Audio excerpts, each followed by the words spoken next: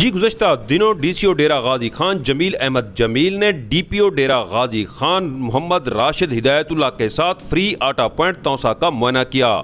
ویس نیوز کے سوال کے جواب میں انہوں نے کہا تھا کہ معذور اور ضعیف العمر لوگوں کے لیے الگ سٹال بنائے جا رہے ہیں، جس پر عمل کرتے ہوئے آج اسسٹنٹ کمشنر توسا نے الگ سٹال بنا دیے۔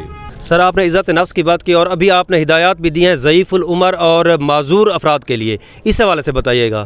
جی، یہ ابھی ڈی پی او صاحب اور میں نے مل کے یہ فیصلہ کیا ہے کہ جو یہاں پہ معذور اور ضعیف افراد ہیں ان کے لیے ہم علیحدہ سے بندوبست کر رہے ہیں کہ ہماری علیحدہ سے اسپیشل ٹیمیں ان کے پاس جا کے ان کو سکین کریں گی اور ان کو آٹا تقسیم کریں گی۔ السلام علیکم۔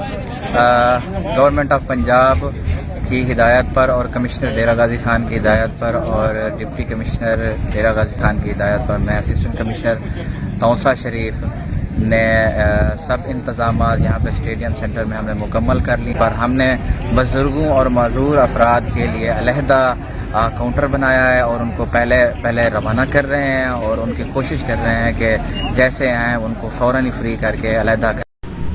جی، اہل علاقہ نے معذور اور ضعیف العمر لوگوں کے لیے الگ سٹال بنائے جانے کا خیر مقدم کرتے ہوئے انتظامیہ کو خراج تحسین پیش کیا۔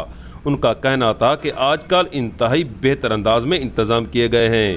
سہیل شہزاد، توسا نیوز، توسا۔